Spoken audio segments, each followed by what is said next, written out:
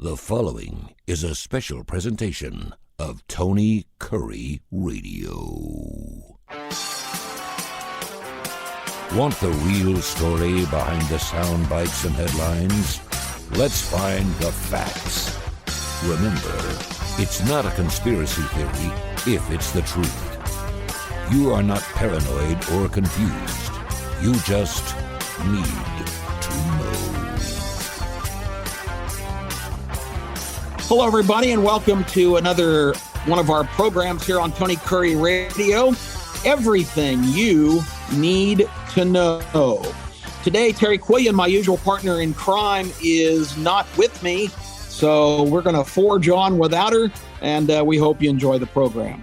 So, the show we had been talking about doing, kind of a continuation of last week's theme, and I hope you caught the show because I think it's a legitimate concern that all Americans, no matter what your ideology or political affiliation is, probably should be concerned that our commander-in-chief doesn't appear to be commanding anything. He seems to be the one being commanded. But we had some more information on that. But since Terre is not available for today's broadcast, this is a subject that I've been wanting to talk about myself for quite a while. And I apologize in advance because preparation is not something that has really gone into this except for a lot of thought over a long period of time. So it may just turn out that this is going to be a little bit of a rambling effort. And if I'm redundant or repetitive in any way, I apologize in advance. But I think I have an interesting idea to convey, and maybe in a perspective that we've gotten away from a little bit, and maybe we shouldn't have. And a lot of the things I'm going to talk about are sort of idealistic, maybe, a fantasy, perhaps the reality of implementing a lot of these ideas is something that's going to prove to be too vexing to ever see come to fruition.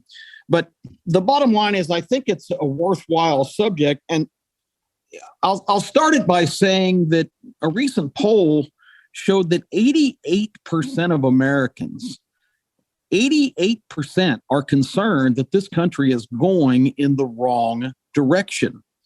That's an astounding number. When's the last time you've been familiar with 88% of people? Let's put it in more practical perspective. If you got 100 people in a room and you threw out a subject, how often do you think you're going to get 88% to say, yeah, you might be onto something there. Yeah, I agree with that. Not very often. So that's an astounding number to me. And I think it speaks just loudly to the fact that, people might think we're going in the wrong direction for just a variety of reasons. We've gotten so divided in terms of, again, party and ideology and philosophy that, there's a myriad of things that are happening that are affecting all of us collectively. And I think the reason that number is so high is because there's negative connotations right now that have really completely taken over so many of the positive things that we are blessed with and should be thankful for every day. Primarily, the biggest word in terms of my beliefs are freedom. And freedom is not a word that should be taken lightly. It's probably the most important concept of the human condition. So 88% of people think we are kind of going in the wrong direction. And that's something that's alarming. And what can we do about it? Again, the reasons are widespread. We've got an out of control rate of inflation, the highest in history. The gas prices, the fuel, the energy costs. Wait till you start getting your bills now that it's so hot in the middle of summer. Energy costs are going to skyrocket.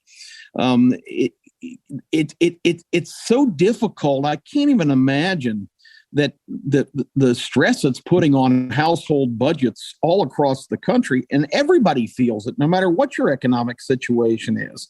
In the meantime, we've got uh, runaway crime rates. We've got a lot of problems on our borders where millions of people are coming in illegally that have to be cared for and taken care of from an economic and humanitarian standpoint.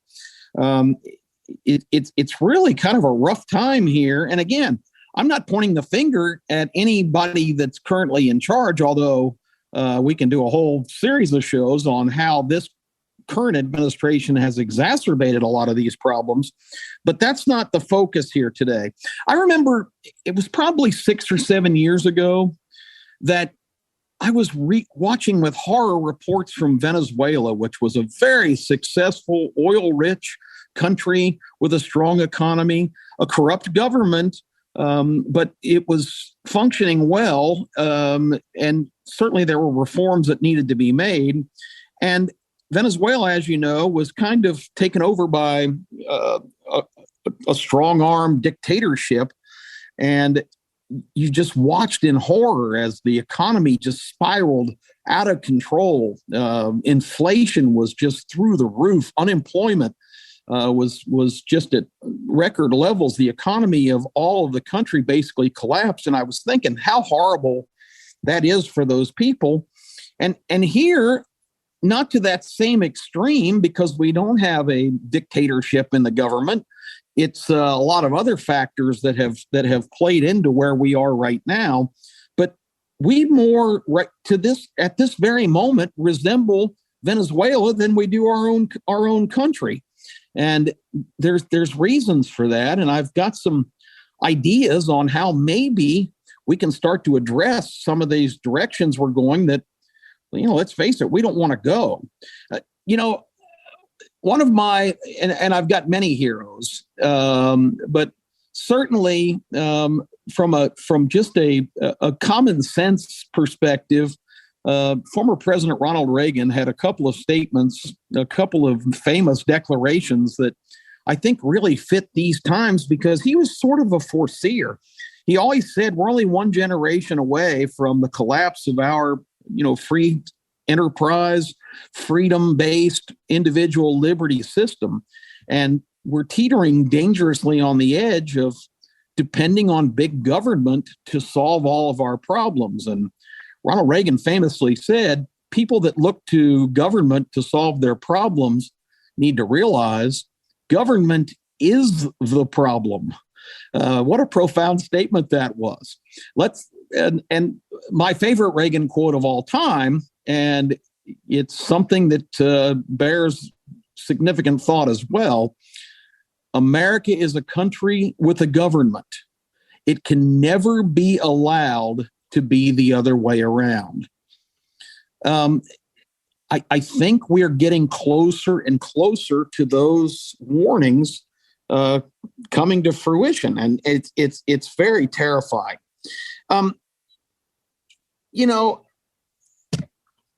My idea is basically to start to look away. Let's not look to Washington. Let's not look to professional, multi-million-dollar politicians who are really serving their own interests, not the interests of the citizens of this country. It's kind of defeating the whole purpose of representative government.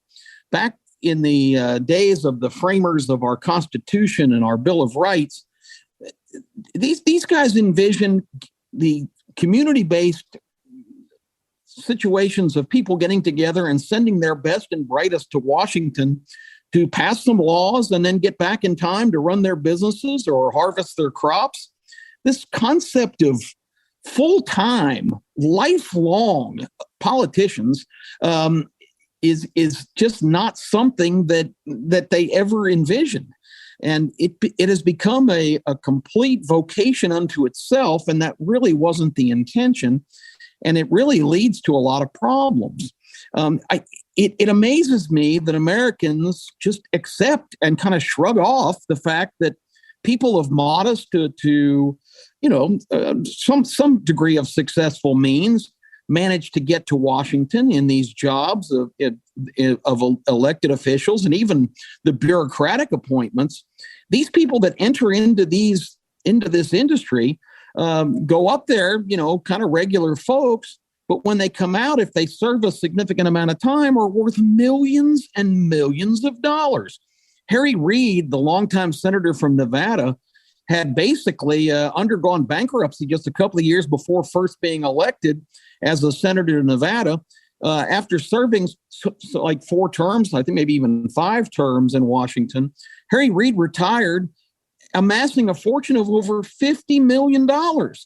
Now, these jobs pay, I think the House representative, congressman makes about $180,000 a year in salary. A senator, $225,000, I think, is the current rate. But do the math. I don't care if you're there 20 years. That doesn't add up to tens of millions of dollars. So ask yourself, why do these people fight so hard and run for re-election from the first minute that they arrive in Washington?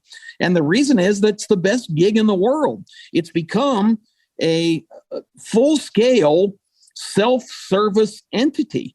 When John McCain passed away, watching his funeral, one of the eulogizers said, John McCain gave 60 years of public service to his country. Well, everybody knows John McCain served in the military, was tragically a prisoner of war, and endured unspeakable abuse and torture in that time.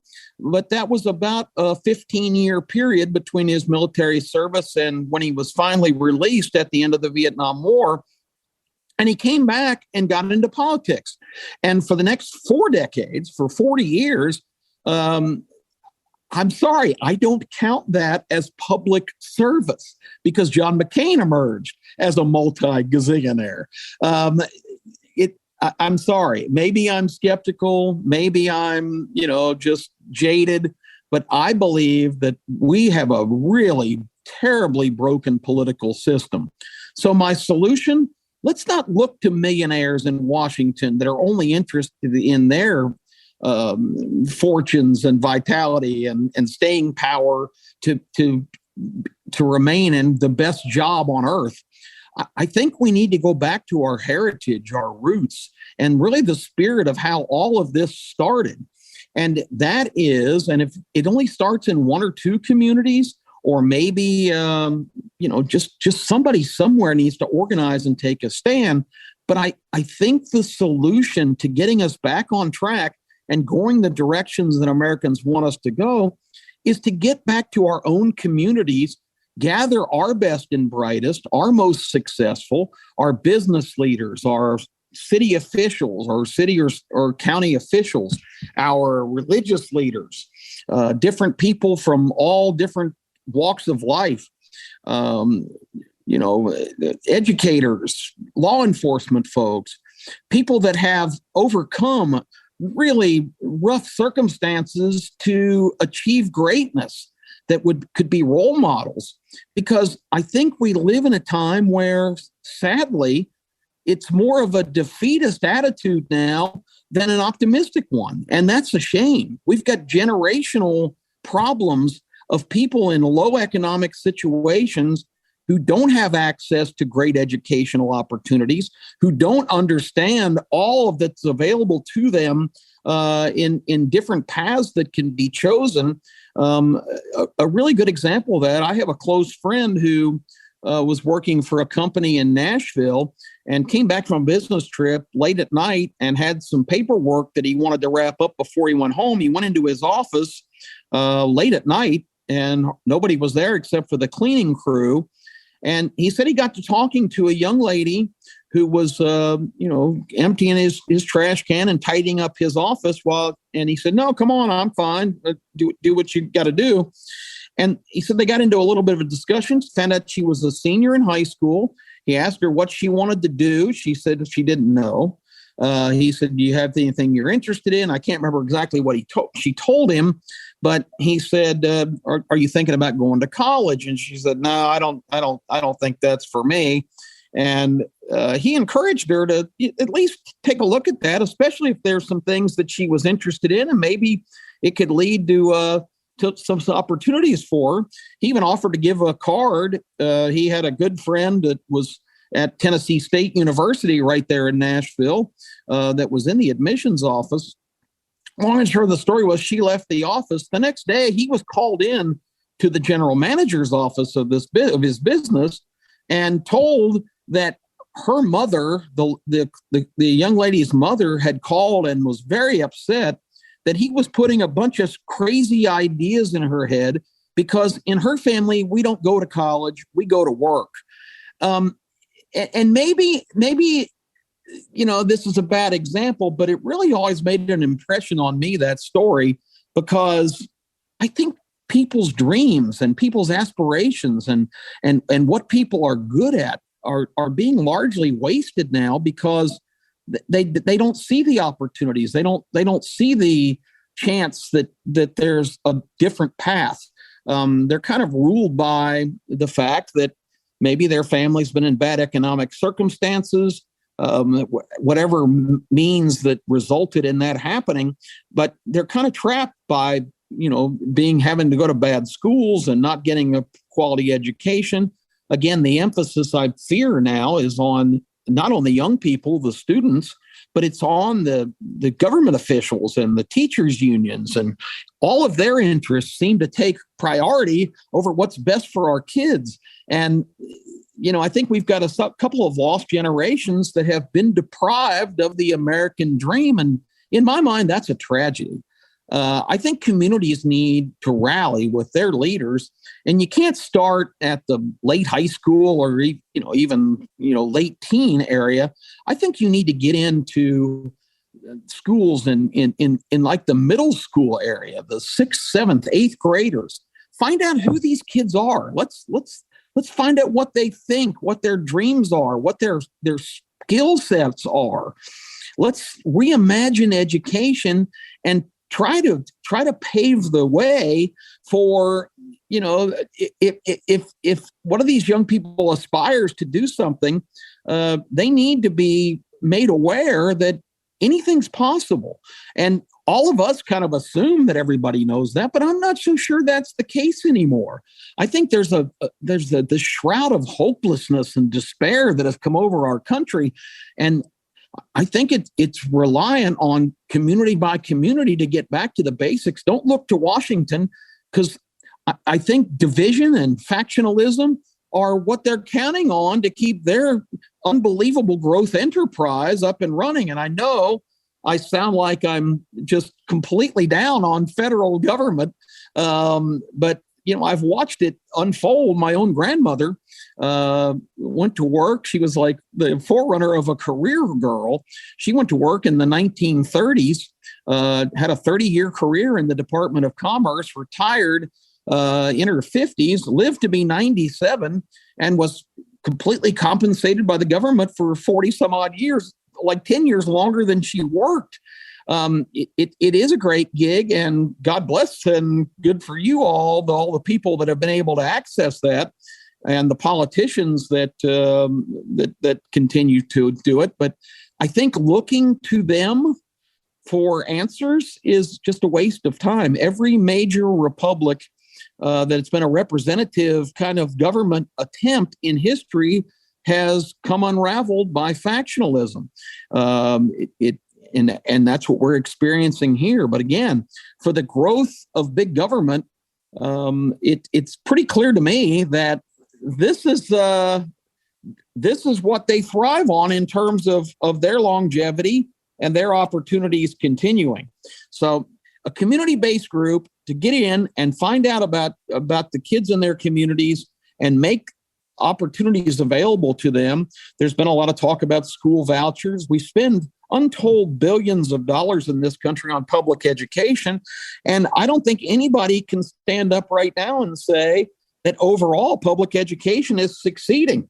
Our rates of people that are struggling and really not getting quality educations and dropping out of schools is really a alarming, astounding number. So, that's that's to me the main focus that would need to be on how do we kind of restructure education in our community, not in the country. We don't need departments and commissions and studies. We need people that are actually going to roll up their sleeves and do something. And again, I know it's idealistic, But if a couple of communities got ambitious, and some of the best and brightest and leaders in that community and some of the more successful people just gave a little bit of time and money and effort for their fellow citizens, I think the results could be, really something really amazing. And if it caught on in a few places, I can see it kind of sweeping to wildfire. Again, you look at the fact that, we look to government to just throw money at problems, and it gets misdirected and it gets in the wrong hands. But I can't help but think that Americans have to be tired of watching the political process play out. I don't know about the exact numbers, but I can tell you that in really contested hotbed Senate races that are going on right now, let's say Georgia, where interim Senator Raphael Warnock is trying to retain his seat against upstart politician and former Heisman Trophy winner Herschel Walker, there's going to be probably $300 to $350 million collectively spent in that race for that seat. That's insane. Think about that. And that's just one example. Every congressional seat, every Senate seat. Now it's even getting down to local politics. We're having all these problems with these progressive district attorneys that are basically getting in office because they have a funding mechanism that's pumping tens of thousands, hundreds of thousands of dollars into local races, which tip the scales in their favor. And look at the results. I'm just pointing all this out because the political process itself and how valuable those spots are, that is just an insane way economically to conduct our business in this country. Think of the conventions and the primaries and all of the groundwork and everything that goes into just securing a seat. It was not the concept that our forefathers imagined. It's a big money industry, and Washington is the international headquarters for the greatest growth enterprise ever devised by man, the federal government. So if everything could kind of be reimagined again and get back away from Washington, get back into our own communities, and it's got to start somewhere. I know that, again, what I'm proposing is something that most people are saying, well, that'll never happen. It would be nice that some of those community leaders and people that have been successful in business and other enterprises, both from a commercial and a human standpoint, would get more involved in politics and go up and do the job. Everybody says, well, we need term limits. Well, you're not going to get term limits voted in by people who would be limiting their own terms. They don't want to get off the gravy train. The only way this is ever going to happen is people that are responsible and go there on a mission to serve their term to make the necessary reforms to get us back on track is the only solution. And when you bring that up to somebody in a discussion, they say, well, they could never win because they wouldn't have the money behind them from corporations and entities and outside interests. But the American people have to decide at some point, enough. This system's out of control. We need to get back and solve the problems in our communities, invest in our communities, in resources and in facilities and all the different things, schools and educational opportunities, scholarships. There's just so much, there's still such economic wealth and prosperity in this country, but it's being misdirected in completely the wrong way. And it's going to take a movement of the American people. The American Dream Initiative is what I like to refer to it as, for us to get back on track. It's just, I apologize. I know this is some rambling thoughts, but this is need to know. And this is something that I feel is important that you need to know and think about. And if you didn't get anything out of this other than the fact that, why can't we reimagine things? Why can't we go in a different direction?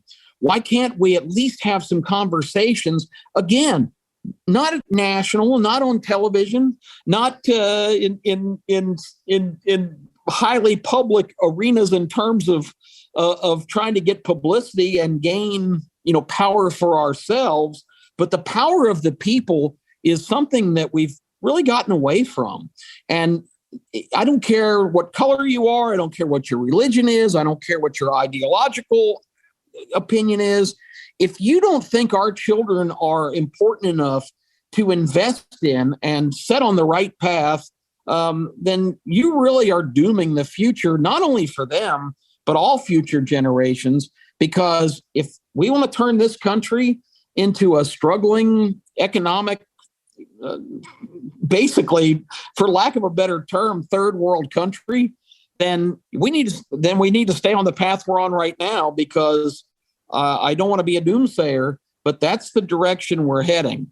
We need to get together as American people, embrace our brothers and sisters, and come up with a collective way to kind of, from a grassroots beginning, just start building blocks, solve one problem at a time, make one triumphant move to turn things around. And again, I kind of feel like I'm just dreaming here, but that's a dream that I have that I would really like to see at least put into motion in a couple of places, because once something like this works, a groundswell could develop. So that's what I thought you maybe needed to know this week. Again, apologize for kind of the rambling nature of this, but this is from the heart. I didn't have this rehearsed. I don't, it's not as polished as I like my normal broadcast to be, but I hope you at least have a twinge of thought of saying we need to stop looking to Washington, because Ronald Reagan was absolutely correct. Government is the problem, and we need to get back to being the American people and being shoulder to shoulder with each other to make things better. I'm Kip Keefer. Thank you all so much. It's such a privilege to be on Tony Kurre Radio, where I can express thoughts such as these. And if you have thoughts, we've got a Facebook page up and running, Need to Know. Would love to have you log on and like that page and leave your comments. We will see you again next week. Have a fantastic next couple of days, everybody, and God bless you. This has been a special presentation of Tony Kurre Radio.